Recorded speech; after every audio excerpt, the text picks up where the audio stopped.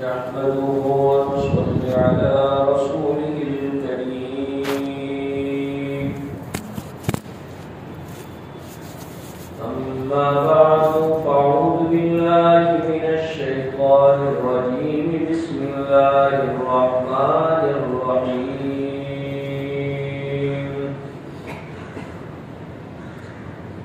إن في اختلاف الليل والنهار لآيات لأولي الألباب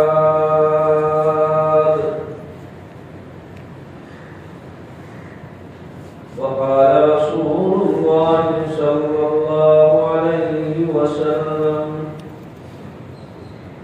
من تشبه بقوم فهو منهم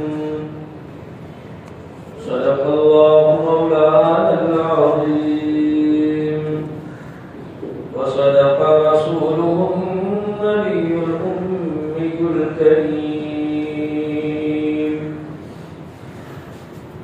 اللهم صل على سيدنا مولانا محمد وبارك وسلم تسليما كثيرا كثيرا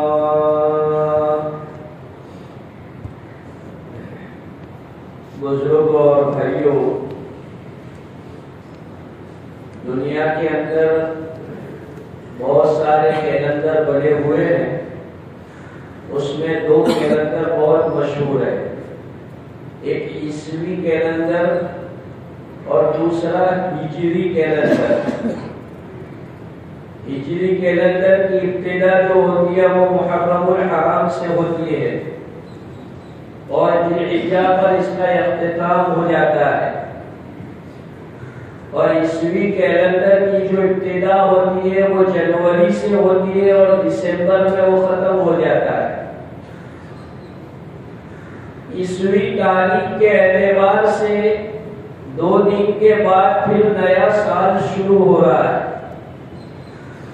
دنیا کے اندر اس عنوان سے ہیپی نیو ایئر سیلیبریشن کے نام سے بہت کچھ عیاشی، رنگینیاں، بے حیائی اور فضول خرچی وغیرہ سب کچھ ہوتا ہے۔ دنیا کے اندر چونکہ عیسائیوں کی تعداد زیادہ ہے، اس لیے اب یہ کیلنڈر گویا یونیورسل کیلنڈر بن چکا ہے اور گلوبل سیلیبریشن کا یہ ایک روپ اختیار کر چکا ہے۔ اب عیسائی لوگ یا کوئی اور اس کو منائے تو اتنی تعجب کی بات نہیں ہے، لیکن ہم جو محمدی کہلاتے ہیں، جو امت محمدیہ کے افراد ہیں، وہ بھی اس کے اندر ملزم ہو جاتے ہیں اور وہ بھی ہیپی نیو ایئر کے عنوان سے سیلیبریٹی کرتے ہیں۔ بزرگوں اور بھائیوں، ہر قوم کا ایک کلچر ہوتا ہے، اس کی ایک تہذیب، اس کی ایک سنسکرتی ہوتی ہے جس کے اوپر وہ لوگ ہوتے ہیں۔ ہم لوگ یتیم نہیں ہیں۔ آقا نامدار تاجدار مدینہ حضرت محمد صلی اللہ علیہ وسلم نے ہمیں اپنا ایک پرٹیکولری تہذیب دی ہے، ایک کلچر دیا ہے۔ ہمیں اس کلچر کو مد نظر رکھنا چاہیے اور اسلامی آئیڈینٹی اور اسلامی تشخص کے ساتھ آدمی کو زندگی گزارنی چاہیے۔ عیسوی سن یا ہجری سن، یہ پی ایم اور اے ایم کی کوئی تبدیلی نہیں ہے۔ اللہ کا قرآن جو میں نے آپ کے سامنے آیت پڑھی، اس میں اللہ یہ فرماتے ہیں ان فی اختلاف اللیل والنہار لآیات لأولی الالباب۔ رات اور دن کے بدلنے میں، سالوں کے بدلنے میں، مہینوں کے بدلنے میں عقل مندوں کے لیے اللہ نے نشانیاں رکھی ہے کہ عقل مند آدمی سمجھے کہ یہ تاریخ کا تبادلہ نہیں ہے بلکہ یہ انسان کی زندگی کا تبادلہ ہے، کہ انسان جو اپنی ویلیڈیٹی لے کر کے آیا تھا، اللہ نے اس کے ماں کے پیٹ میں اس کی جو زندگی لکھی ہے، حدیث پاک میں مشکوٰۃ شریف میں یہ روایت ہے کہ جب بچہ ماں کے پیٹ میں ہوتا ہے تو اللہ پاک اس کی زندگی کو لکھوا دیتے ہیں فرشتے کے ذریعے سے، لہذا جو اس کی مقررہ مدت ہے اس مقررہ مدت کا 1 سال پورا ہوا، تو اگر آدمی کے پاس جو کنجی ہوتی ہے اس میں سے کچھ غلط ہو جائے تو وہ غم کا موقع ہے کہ سیلیبریشن کا موقع ہے، کہ یہ تو جو چیز لے کے آیا تھا وہ کم ہو گئی، یعنی آدمی 1 سال قبرستان کے قریب ہوا اور 1 سال دنیا سے دور ہوا، لیکن الٹی گنگا چلتی ہے دنیا میں، اور شیطان خاص کر ایمان والوں کو ایک الٹی دشا میں لے جاتا ہے، الٹی بات ان کو پڑھاتا ہے۔ بزرگوں اور بھائیوں، آپ یہ کہیں گے کہ بھائی اس میں کیا بہت بڑا گناہ کر دیتے ہیں؟ نہیں، جن لوگوں کے دلوں میں اسلامی عقائد، اسلامی تہذیب کی قدر و قیمت ہے، وہ کبھی یہ نہیں گوارا کریں گے کہ دوسرے طریقے کے مطابق ان کا کلچر بن جائے۔ آج دعا دینے کے لیے آدمی انتظار کرتا ہے، ہیپی نیو ایئر، بیلنس یو، اس طرح سے جو ہے موبائلوں پر SMS شیئر ہوتے ہیں۔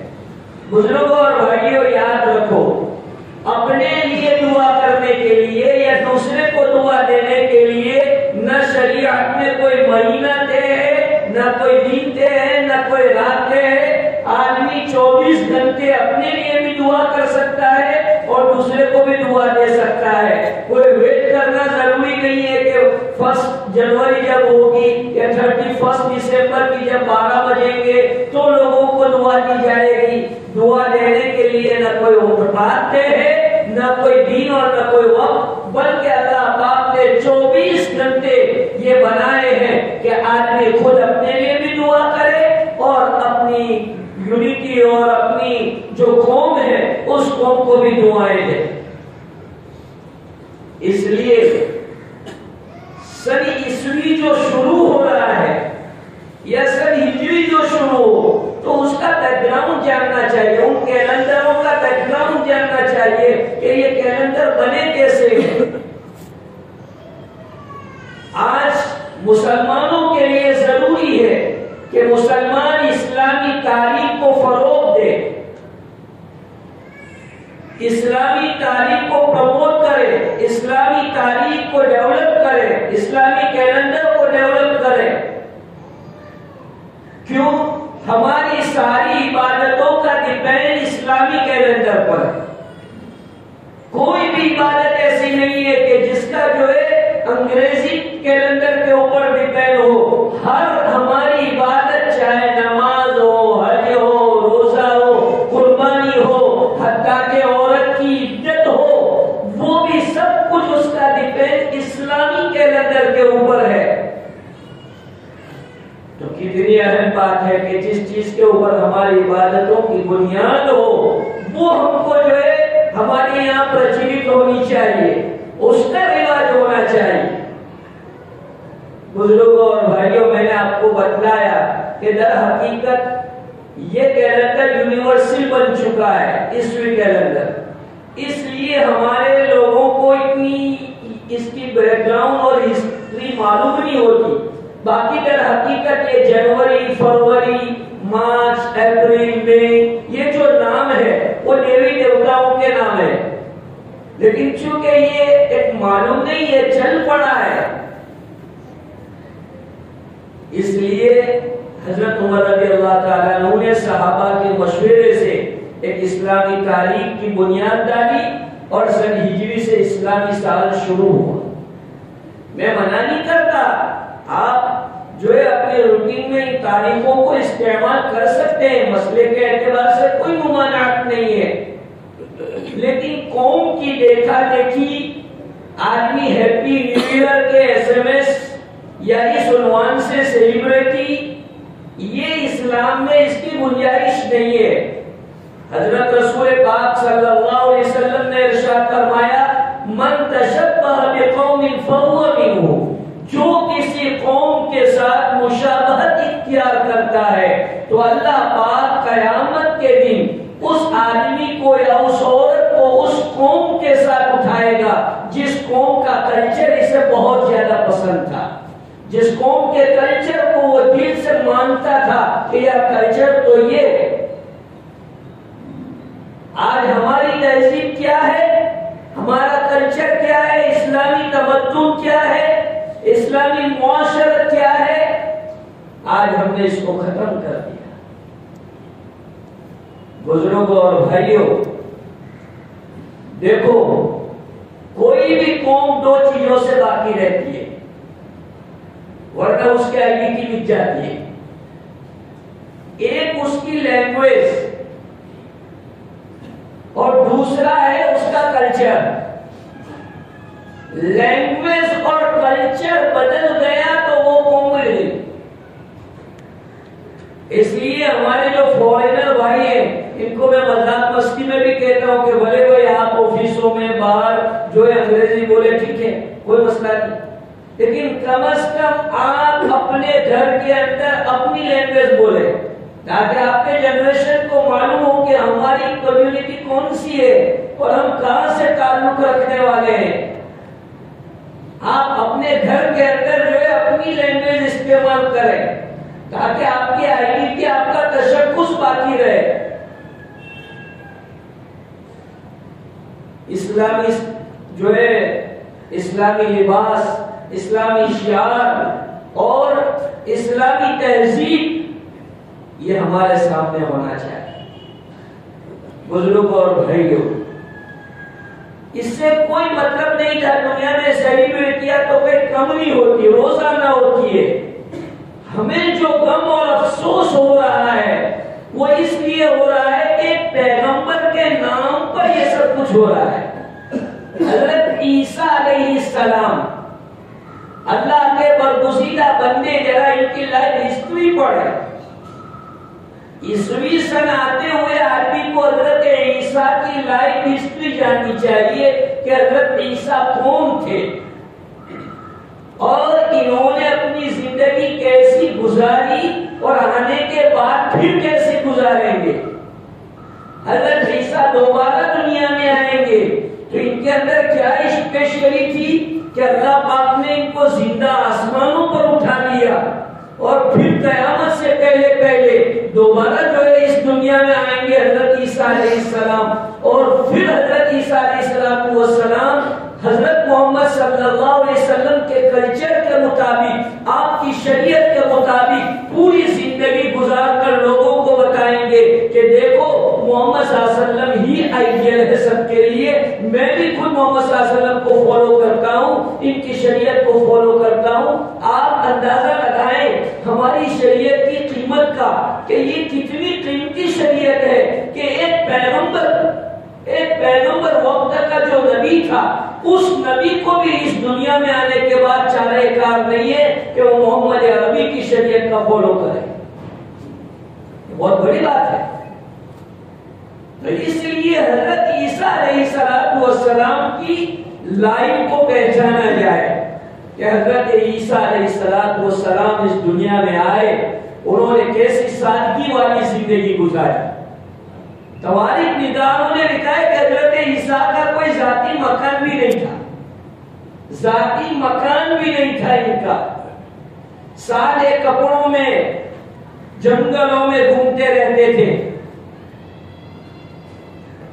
تو پیغمبروں کی ذات اللہ پاک قیامت تک کے لیے پبلک کے لیے آئیڈیل بناتی ہے کہ آپ ان کے نقش قدم پر چلو، یہ اللہ کے چنندہ بندے ہیں، اللہ کے منتخب بندے ہیں، اللہ نے ان بندوں کی چوائس کی ہے پبلک کے لیے۔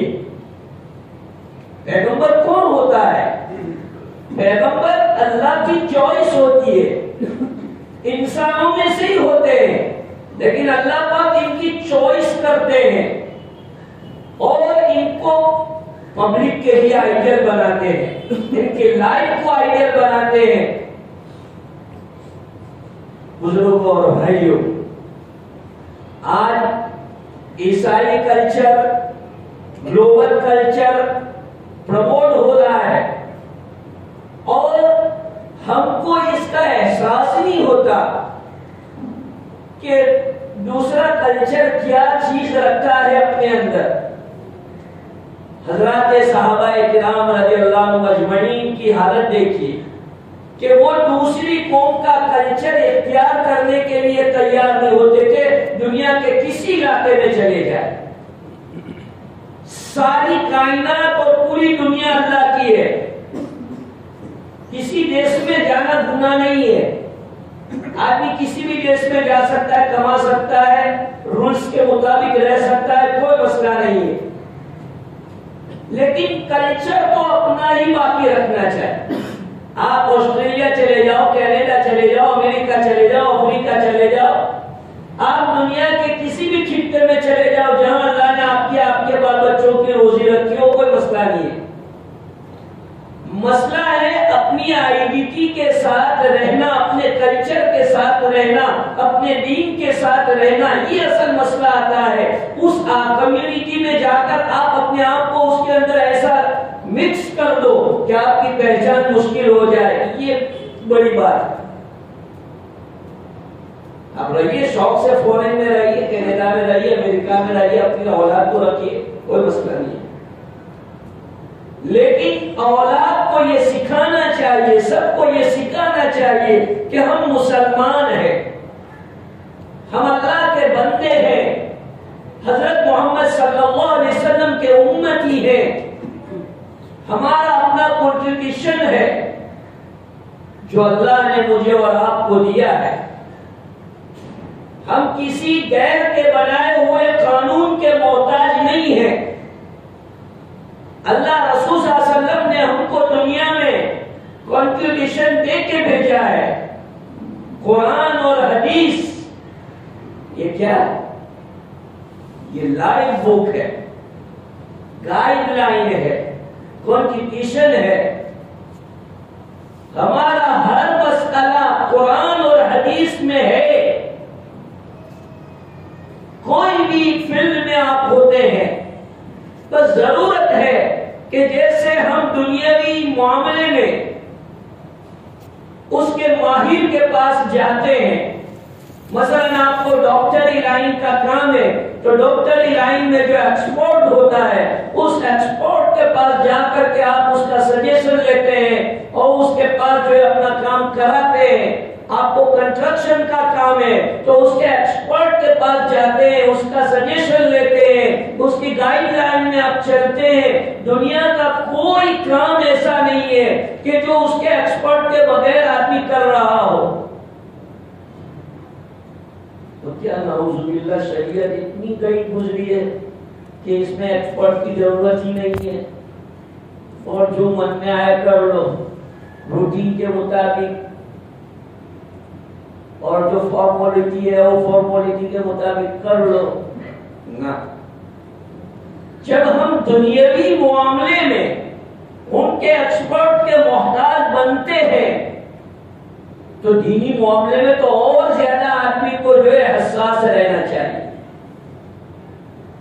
اور زیادہ سینسیٹیو آدمی کو دینی معاملے میں رہنا چاہیے اور اسے اس کے ماہر سے گائیڈ لائن لینی چاہیے۔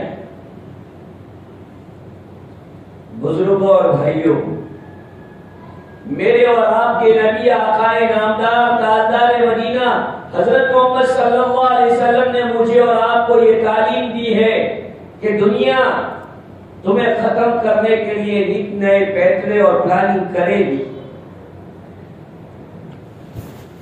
ایک مومن کا کام ہے کہ دشمنوں کے بیچ میں رہ کر، حالات کے بیچ میں رہ کر اپنی آئیڈینٹی کو بچا کر، اپنی شریعت پر چل کر اپنی زندگی پوری کرے۔ یہ ایک مومن کا کام ہے۔ اس لیے چاہے ہم انڈیا میں رہتے ہوں یا آؤٹ آف انڈیا کوئی اور کنٹری میں رہتے ہوں، ہمیں یہ ایک عزم کرنا چاہیے کہ اللہ مجھے کہیں بھی، میرے جو نوجوان بھائی ہیں وہ غور سے سنیں، کہ اللہ مجھے کہیں بھی لے جائے گا، کوئی بھی جاب میں کرتا ہوں گا، کسی بھی ڈپارٹمنٹ میں ہوں گا،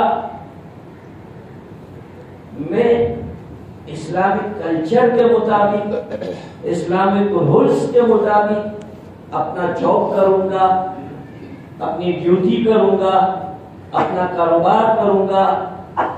انشاءاللہ اگر آپ اپنے دل میں یہ نیتیں رکھتے ہیں تو چاہے بھارت کی پارلیمنٹ کتنے UCC بل پاس کرے اور رولنگ پارٹی جتنا زور لگائے، ہندو راج جو آوازیں، ارے آنے کو کیا ہے، مسلمان کبھی کسی چیز سے نہیں گھبراتا۔ اگر ہمارے کسی دین سے اس کا ٹکراؤ اور کریش ہو رہا ہے، ناٹ ایکسپٹیبل،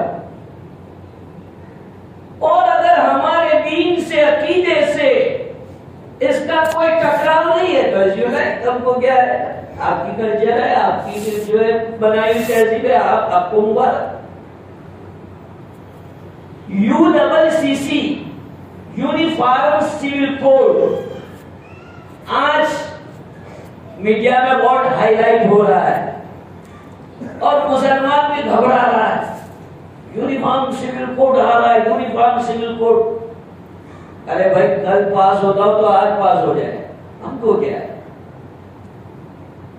ہم نے پہلے دن سے یہ بات طے کی ہے، ہم نے یعنی ہمارے بزرگوں نے آزادی کے بعد سے، کہ اگر اللہ نے ہمارا اس دیش میں، اس کنٹری میں رہنا مقدر میں لکھا ہے تو اس کنٹری میں ہماری آئیڈینٹی کے ساتھ، ہمارے کلچر کے ساتھ، ہمارے دین کے ساتھ، ہماری شریعت کے ساتھ ہم یہاں رہیں گے، اور بڑی سے بڑی رولنگ پارٹی، کوئی بڑے سے بڑا راجنیتک نیتا ہم کو ہماری ان چیزوں سے ہٹا نہیں سکتا۔ اور الحمدللہ ہمیں پراؤڈ ہے انڈین کانسٹیٹیوشن پر کہ ہم کو ریلیجن فریڈم دے رکھا ہے۔ ہماری جو 25 آرٹیکل جو ہے وہ ہمیں پورا اس بات کے اوپر، بلکہ پوری دنیا میں، پورے دیش میں بسنے والی، پوری کنٹری میں بسنے والے ہر ناگرک کو اس کے دھرم پر چلنے کی اس کو پوری آزادی ہے، بلکہ اتنا ہی نہیں، اس کا پرچار، اس کا پرسار، اس کی تبلیغ، اس کی بھی پوری اجازت ہے۔ اس لیے اگر انڈیا کے اندر کانسٹیٹیوشن میں ایک ڈائریکٹیو پرنسپل جو ہے، اس میں 44 نمبر کی جو کلم ہے، اس کے آدھار کے اوپر یونیفارم سول کوڈ کو لانا یہ گورنمنٹ چاہتی ہے۔ بزرگوں اور بھائیوں، گورنمنٹ لائے کہ نہ لائے، گورنمنٹ چونکہ پارٹیاں جب الیکشن لڑتی ہے تو ان کے مینیفیسٹو ہوتی ہے اور ان کے کچھ ایجنڈے ہوتے ہیں، کچھ پوائنٹ ہوتے ہیں، اس ایجنڈے سے وہ پبلک سے ووٹ حاصل کرتی ہے، اور جب وہ حکومت کی کرسی پر بیٹھتے ہیں تو وہ جو ایجنڈے ہوتے ہیں وہ ایجنڈوں کو کمپلیٹ کرنا پڑتا ہے ان کو۔ مینیفیسٹو کے اندر جن چیزوں کو انہوں نے ہائی لائٹ کیا ہوتا ہے، اس کو ان کو قوم کو بتانا پڑتا ہے کہ جس بیس کے اوپر ہم نے الیکشن کیا تھا وہ اب 1 by 1 پورے ہو رہے ہیں، تو وہ تو گورنمنٹ کرنے والی ہے، کوئی بھی گورنمنٹ آئے گی، اس نے جو پبلک سے وعدے کیے ہیں وہ تو پورے ہونے والے ہیں۔ بزرگوں اور بھائیوں، مسئلہ میرا اور آپ کا ہے کہ کوئی میرے گھر میں آ کے مجھ سے زبردستی سوریہ نمسکار نہیں کرا سکتا، کوئی میرے گھر میں آ کے زبردستی مجھ سے یوگا نہیں کرا سکتا۔ مسئلہ جب کھڑا ہوتا ہے جب ہم ان کے محتاج بنتے ہیں۔ آج تہیہ کرو،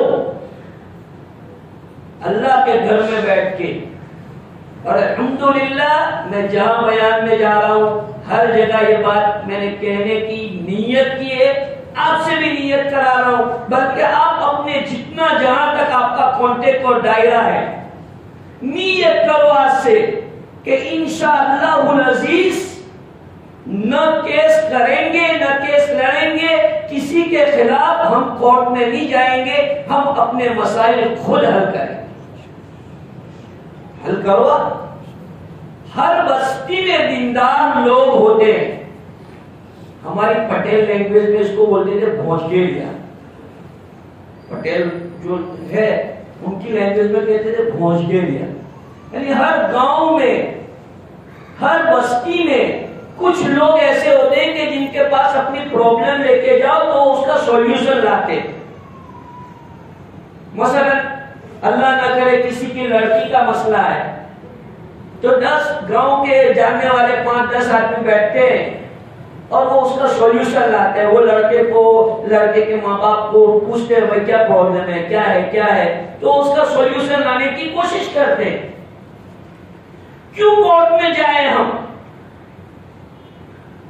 کورٹ میں جائیں گے تو ہمیں یو سی سی کا جو ہے فالو کرنا پڑے گا نا. ہم کورٹ سے پرہیز کریں اور کوئی مجبور تو نہیں کرتا, انڈین گورنمنٹ بھی مجبور نہیں کرتی. تو یہ تو سرکار کا بوجھ ہم کم کر رہے ہیں, ورنہ عدالتوں کے اندر کیسز چلتے ہیں تو سرکار کے اوپر بھی کتنا بوجھ آتا ہے. تو ہم تو جو ہے سرکار کے فائدے میں, سرکار کے گورنمنٹ کے ہت میں کام کر رہے ہیں کہ پبلک کی گائیڈ لائن کر رہے ہیں کہ بھائی کریمنل لائف کو آپ چھوڑو. وداؤٹ کریمنل لائف آپ کے باطن کو بھی مضبوط بنائے. جو لوگ کریمنل لائف گزرتے ہیں, کرائم کرتے ہیں, بھلے بد میں کرائم کرتے ہوں, ان کا باطن اندر سے بزدل ہو جاتا ہے, اندر سے وہ ٹوٹ جاتا ہے. ان کی انرجی جو ہوتی ہے نا, پاور, جو پاور اللہ نے انسان کو دیا ہے اندر کا, وہ پاور ختم ہو جاتا ہے. مثلا ایک آدمی زنا کرتا ہے اور زنا کاری کی اس کو لت پڑی ہوئی ہے تو دیکھنے میں وہ اچھا لگے گا, ایسے کپڑے پہنے ایسا ویسا, لیکن اندر سے اس کا کھوکھلا ہو گیا ہوگا. کیوں؟ وہ کرائم نے اس کو اندر سے بزدل بنا دیا ہے. تو اس لیے کریمنل لائف چھوڑو, کورٹوں کا سہارا ناجائز نہ لو. ہمارے پاس ہماری آئیڈینٹی, ہمارا کلچر, ہمارا کانسٹیٹیوشن قرآن حدیث کی شکل میں موجود ہے. اللہ کے رسول صلی اللہ علیہ وسلم کی حدیث میں آپ کو سناتا ہوں. اللہ کے رسول صلی اللہ علیہ وسلم ارشاد فرماتے ہیں لن تضلوا بعدی, میرے بعد تم گمراہ نہیں ہو سکتے, میرے بعد تم ذلیل اور رسوا نہیں ہو سکتے اگر تم کتاب اللہ کو, سنت رسول اللہ کو مضبوطی سے پکڑے رہو گے, یعنی شریعت سنت کے صحیح معنی میں فالوور بنو گے تو اللہ کے رسول فرماتے ہیں کہ تمہیں کوئی پریشانی نہیں ہوگی. تو کیا نعوذ باللہ اللہ اور اس کے رسول جھوٹے تھے کہ انہوں نے پبلک سے جھوٹے وعدے کیے؟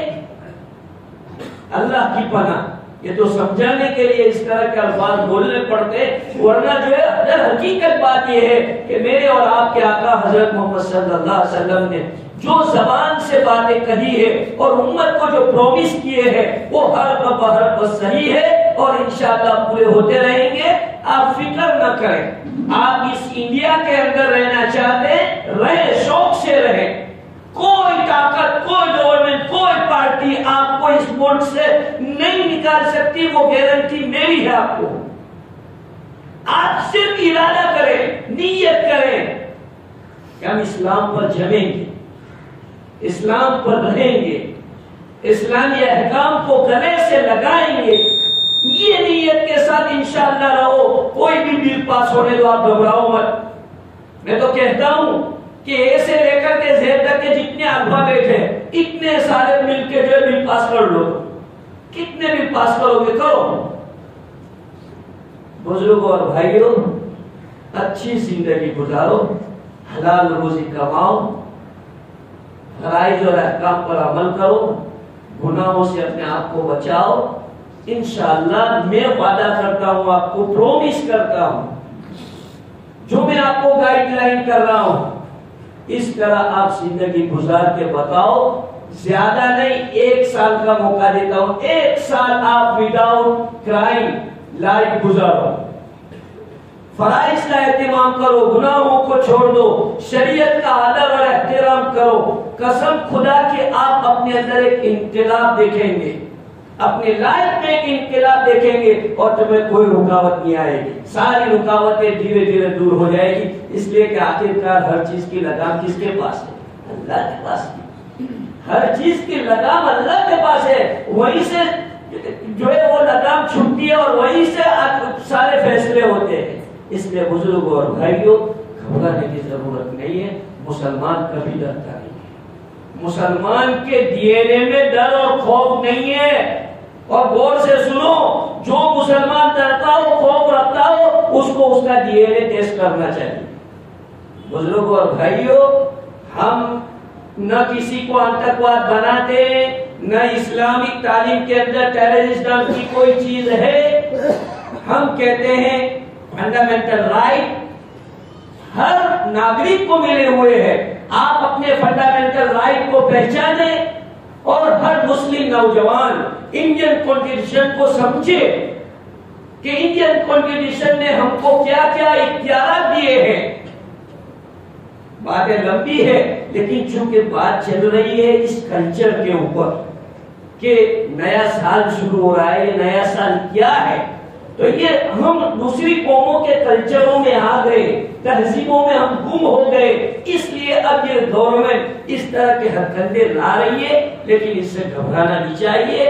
ہر قوم کی ایک تہذیب ہوتی ہے, اس کا ایک کلچر ہوتا ہے, اس کلچر کے ساتھ یہ اپنی زندگیاں گزارتی ہے. کوئی بھی گورنمنٹ اس کو بدل نہیں سکتی.